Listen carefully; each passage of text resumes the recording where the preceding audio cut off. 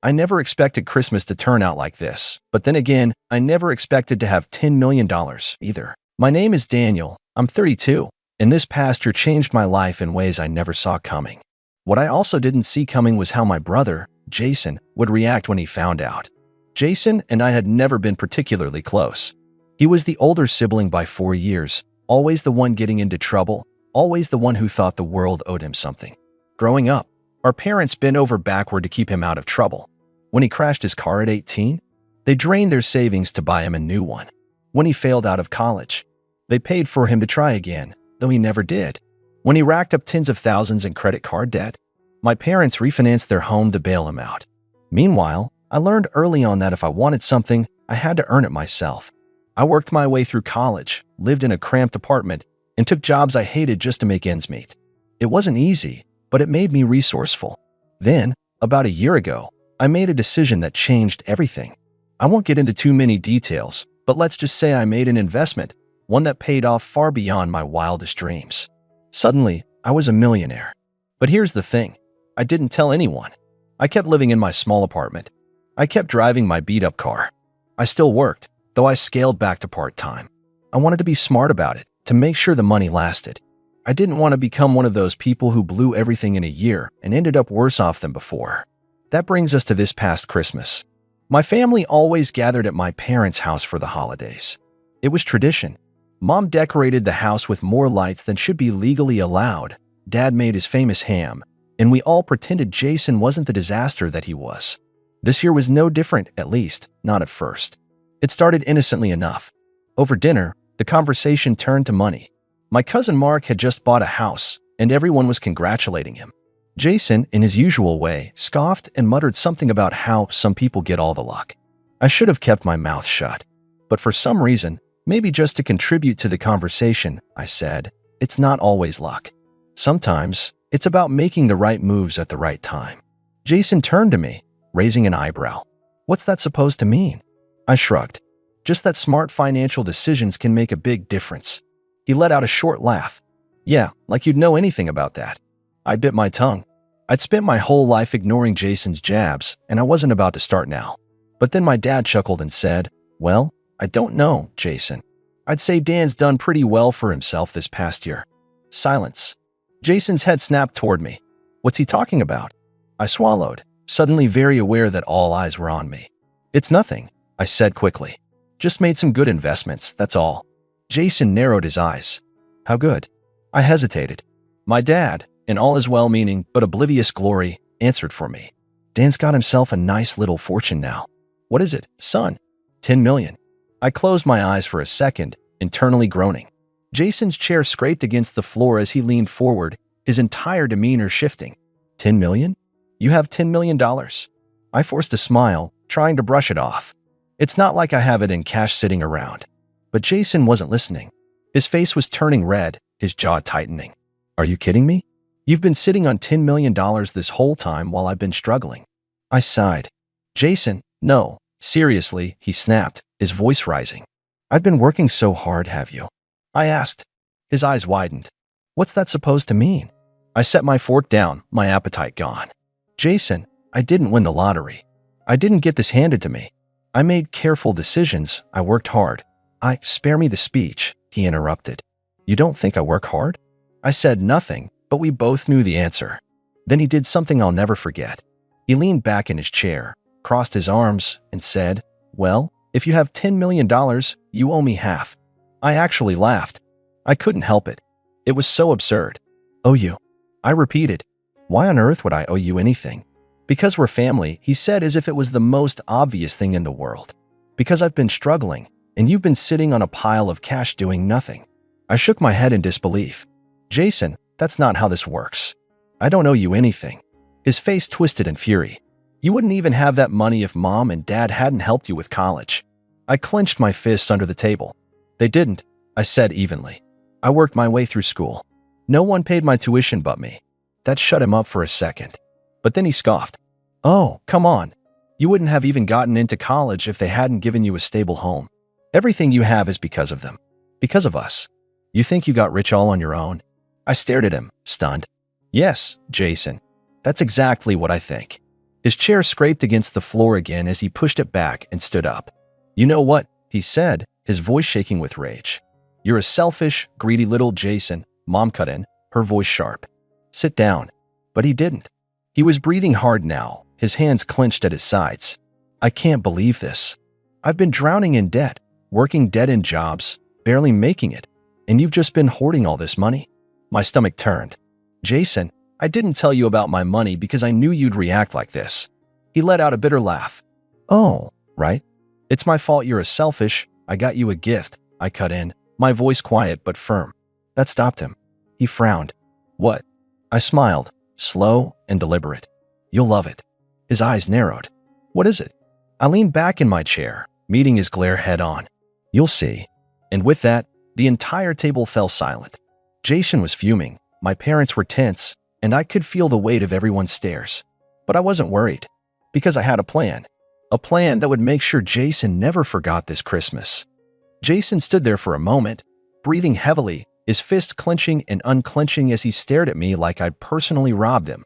I could almost see the gears turning in his head, trying to figure out if he should keep shouting or sit back down. I didn't say anything else. I just kept my smile steady, knowing it would get under his skin more than anything. Mom, ever the peacemaker, reached for Jason's arm. "Sit down, honey," she said in that soft, pleading voice she always used when he got like this. "Let's just have a nice Christmas dinner." Jason pulled away from her touch. "A nice dinner?" he repeated with a laugh. "How am I supposed to sit here and have a nice dinner when my own brother is sitting on $10 million and acting like I don't deserve any of it?" Dad, who had been quiet up until now, finally spoke. "Jason, enough." His voice was firm, the kind that always used to make us shut up when we were kids. But Jason was past that point. "No, not enough," he snapped, jabbing a finger in my direction. "He's been lying to us, keeping secrets. I mean, did you guys know? Mom? Dad? Did you know he was sitting on millions while we've been struggling?" Mom looked away, guilt flickering across her face. Of course, she'd known. I had told her months ago, mostly because she worried about me constantly, and I wanted to put her mind at ease. But I had also sworn her to secrecy, and to her credit, she'd kept her word. Jason noticed her reaction and let out a bitter laugh. "Unbelievable. So you did know." Dad sighed, rubbing a hand down his face. "Jason, this isn't your business." "Not my business?" Jason nearly shouted. "He's my brother, and he's supposed to help his family, not hoard everything for himself like some what?" I asked, my voice calm measured. Jason's nostrils flared. "Like some selfish, greedy careful," I warned. Jason's face twisted in rage, but before he could say anything else, Mom finally lost her patience. "That is enough," she snapped, louder than I'd ever heard her before. "This is Christmas. We are not doing this at the dinner table." Jason let out a scoff and shook his head. "Fine," he muttered, "but I'm not dropping this." He sat down roughly, his entire body tense with anger. For a moment, there was silence. The kind of silence that weighed heavy in the air, stretching across the table like a dark cloud. Finally, Mom cleared her throat and forced a smile. "So, who wants more potatoes?" No one answered. Dinner carried on in awkward silence, with only the occasional clinking of forks against plates. Jason barely touched his food, too busy fuming in his seat. Every few minutes, he would glance at me, his expression dark and unreadable. I ignored him. Instead, I enjoyed my meal, savoring each bite, knowing what was coming. Because while Jason had been ranting about how I owed him, he hadn't realized one very important thing. I had planned for this. And when the time came to exchange gifts, Jason would get exactly what he deserved. The moment dinner ended, Mom practically leaped out of her chair. "Let's do presents," she said, overly cheerful, as if she could force the holiday spirit back into the room. Dad gave her a look like, "Really? No?" But she ignored him, already heading toward the tree. I followed, keeping my expression neutral. "Jason?" He sat there for a moment, arms crossed, before finally pushing himself up with a huff. "Yeah," he muttered. "Let's see what my rich little brother got me." I smiled again. If only he knew. The presents were passed around. Mom got her usual candles and bath sets. Dad got a new fishing rod. My cousins unwrapped their gifts with excitement. And then, finally, Mom reached under the tree and grabbed a small box wrapped in red paper. She turned to Jason and smiled. "This one's from Daniel." Jason snatched it out of her hands, his eyes narrowing. "A small box," he muttered. "Seriously?" Mom gave him a warning look, but he ignored her. Instead, he ripped off the paper, yanked open the lid, and froze. For a moment, he just stared. Then his head snapped up. What is this? I leaned back, pretending to think. I think it's called a calculator. Jason's jaw tightened. Yeah, I can see that.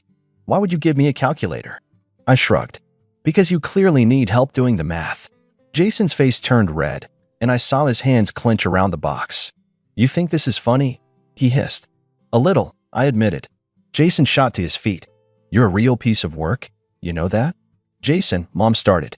No, he cut her off. This is a joke. He's a joke.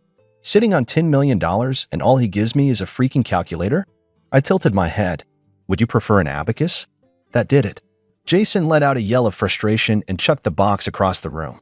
It hit the floor with a thud, the calculator skidding across the hardwood. You think this is funny? He shouted. You think it's some big joke that your own brother is struggling while you live like a king? I folded my arms. Struggling? Jason, you live in Mom and Dad's house. You don't pay rent. And the last time you had a job, I was still in high school. Jason's face burned with rage. I've been trying to get back on my feet. I sighed, shaking my head. No, Jason. You've been waiting for someone else to lift you up. And I hate to break it to you, but I'm not that person. Silence. For a moment, Jason just stood there, breathing heavily. His fists clenched. His eyes burned with pure hatred. Then, without another word, he turned and stormed out of the house, slamming the door behind him. Mom let out a shaky breath. Daniel, was that really necessary? I bent down, picked up the calculator, and set it back on the table. Yes, I said simply. Dad just sighed, rubbing his temples. Christmas carried on, but the tension lingered in the air. And deep down, I knew this wasn't over. Because Jason wasn't the type to just let things go. He would be back. And when he came, I needed to be ready. The days after Christmas were eerily quiet. Jason hadn't called, texted, or even sent one of his usual passive-aggressive messages through Mom. I knew better than to believe he'd just let this go, but the silence made me uneasy. Mom was still trying to smooth things over. She called me the next day, voice heavy with concern. I think you should talk to Jason, she said. I sighed. Mom, we did talk. He demanded half my money, threw a tantrum, and stormed out. I don't have anything else to say. He's your brother. And, Mom hesitated. He's just going through a hard time. I almost laughed. When has Jason not been going through a hard time? And when has it ever been his fault? That shut her up for a second. I softened my tone.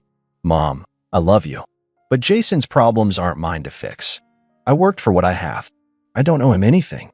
Mom sighed. I know. I just wish. I don't know. I just hate seeing my boys fight. I hated it too. But I wasn't about to be bullied into giving Jason money just to make things peaceful. And Jason? He was far from done. It was New Year's Eve when he finally reappeared. I had just gotten home from grabbing dinner when my phone buzzed. Jason texted, I'm coming over. We need to talk. I stared at the message, debating whether to respond. Before I could, a second one came through. Jason texted, I'm serious. Be home. I rolled my eyes. Jason had spent years acting like he was the main character in everyone's lives, as if his demands were law, and we were all just supporting cast members. Still, I was curious. So I waited. 30 minutes later, my doorbell rang. I opened it to find Jason standing there, hands stuffed in his jacket pockets, jaw tight. He looked exhausted, but there was something else in his expression, determination. I leaned against the doorframe. Happy New Year. Jason didn't smile. Can I come in? I considered it. Finally, I stepped aside. Sure. He walked in, glancing around. It was the first time he'd been to my place in over a year. Last time, he'd been unimpressed, complaining about how it was too nice for someone like me, as if I hadn't earned it. Now, he just sat on the couch, staring at the floor. I sat across from him, waiting. Jason let out a breath. Look, I get that you're mad at me. I raised an eyebrow. I'm not mad. Whatever, he muttered. I need you to understand where I'm coming from. I said nothing. Jason clenched his jaw. I've been struggling, Daniel. You know that. And then I find out my own brother has $10 million? Do you know how that feels? I sighed. Jason, I get that things haven't been easy for you. But my success isn't your failure. His eyes darkened. It's easy for you to say that when you're the one with money. I shook my head. This isn't about money, Jason. It's about you thinking you're entitled to it. Jason leaned forward. I'm your brother. So? So family helps family. I exhaled slowly, keeping my voice calm. Family also respects family. Jason scoffed. Right. And you respect me by throwing my struggles in my face? By humiliating me on Christmas? I blinked. You humiliated yourself, Jason. You threw a fit in front of the entire family because I wouldn't hand over millions of dollars like it was spare change. Jason's nostrils flared. You don't get it. I do get it, I said, leaning forward. You want a shortcut. You want my money to fix your life instead of actually fixing it yourself. Jason shot up from the couch. You think I'm lazy? I just looked at him. Jason's hands curled into fists, and for a second, I thought he might actually swing at me. But then he just let out a humorless laugh. You know what? Fine. Keep your stupid money. I shrugged. I will. Jason stormed toward the door but hesitated with his hand on the handle. Don't come crying to me when you need my help one day. I snorted. I think I'll manage. And with that, he left, slamming the door behind him. I sat back on the couch, rubbing my temples. Jason hadn't come over to apologize. He hadn't come over to make amends. He had come expecting me to cave. But I wasn't going to. Not now. Not ever. The next few weeks were quiet, too quiet. Jason had stormed out of my apartment, but I knew him well enough to know he wouldn't just give up. He was stubborn, especially when it came to his own sense of entitlement. I went about my life as usual, throwing myself into work, hitting the gym, and catching up with friends. But in the back of my mind, I was waiting for the next move. It came in the form of Mom. One afternoon, she called me, her voice hesitant. Daniel, we need to talk. I sighed. Is this about Jason? She hesitated. He's really upset. He feels like you abandoned him. I pinched the bridge of my nose. Mom, I didn't abandon him. He's a grown man. He's been an adult for over a decade. He made his own choices. Mom was quiet for a moment. He's your brother, Daniel. I don't want to see my boys at odds like this. I let out a slow breath. Mom, I love you, but Jason isn't just upset. He's acting entitled. I worked my way up, I earned my success, and he thinks he can just demand half of it because we share DNA? I know it's not fair, she admitted, but he's in a bad place. He lost his job, his car broke down, and I cut her off. Mom, what does any of that have to do with me? Did I fire him? Did I break his car? Did I make him ignore all the opportunities he's had? Mom sighed. No buts, I said firmly. I get it, you feel bad for him. But feeling bad for someone doesn't mean handing them money. Jason needs to learn to stand on his own 2 feet. I'm done being his safety net. She didn't respond for a long time. Finally, she said softly, I just don't want to lose my family over this. I felt a pang of guilt. I didn't want that either. But Jason had put me in a position where the only way to keep the peace was to let him walk all over me. And I wasn't willing to do that. We ended the call on a tense note, and I could tell she was disappointed. But for the first time in a long time, I didn't feel guilty about standing my ground. Then, the rumors started. It happened gradually. First, a few mutual friends stopped reaching out. Then, I started getting weirdly cold responses from extended family members. It wasn't until my cousin Mark messaged me that I found out why. Mark texted, Hey man, just wanted to check in. Are you seriously not helping Jason out? I frowned at my phone. Me what? Mark texted. Dude, he's telling everyone you're letting him rot. That he's on the verge of being homeless while you're sitting on 10 million bucks, laughing about it. I stared at the message, stunned. Jason was lying about me? I replied, Mark, that's not even remotely true. Jason's not homeless. He's still in his apartment. He's just mad I wouldn't give him half my money. Mark texted, I figured there was more to the story. Just thought you should know. He's been talking to a lot of people. I clenched my jaw. Jason wasn't just upset. He was trying to turn people against me. And worse, it was working. I started noticing it more and more. People I'd known for years acting weird, sending me vague messages about doing the right thing. Even Mom was different, guilt-tripping me every chance she got. Jason was playing the victim, making me the villain. I could have just ignored it, let it blow over. But then I got a message from my aunt. Aunt Lisa texted, Daniel, I just wanted to reach out and say I'm so disappointed in you. Family comes first, and money isn't everything. If your brother is struggling, the least you can do is help him. We're all disgusted by how selfish you've become. I stared at my screen, my hands tightening into fists. That was it. That was the moment I decided I wasn't just going to sit back and let Jason smear my name. I was going to teach him a lesson. The next time I saw my family was at a belated New Year's gathering. Jason, of course, was already there, laughing and chatting, completely at ease. He saw me walk in and smirked, like he thought he'd won. I kept my expression neutral as I greeted everyone. But inside, I was furious. Mom was the first to pull me aside.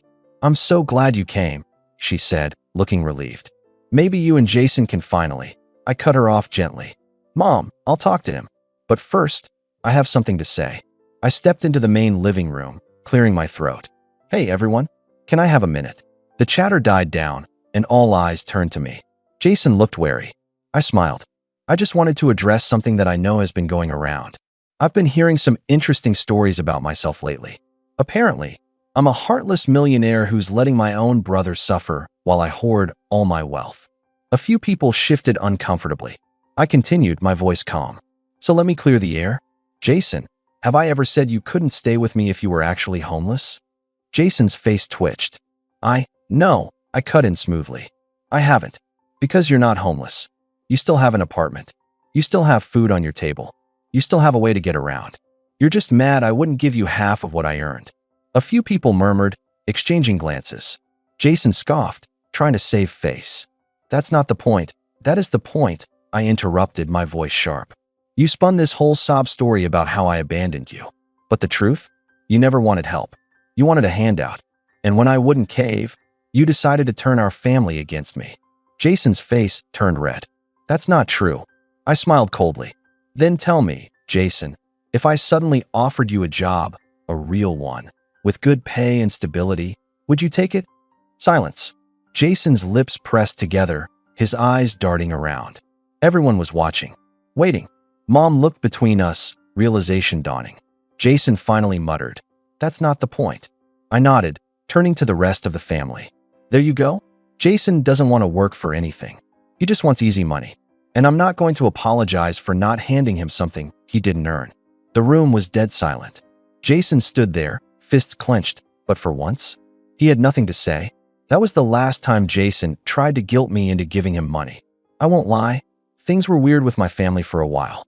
Some people still believed Jason's version of events, and others stayed neutral. But over time, as Jason continued his pattern of bad decisions, more and more people saw the truth. I never cut him off completely. I wasn't cruel. But I set firm boundaries. No more money. No more handouts. If he needed actual help, I'd be there. But if he just wanted a free ride, I was done. And honestly, it was the best decision I ever made. So Reddit, what do you think? Was I too harsh? Or was this the wake-up call Jason needed? Let me know.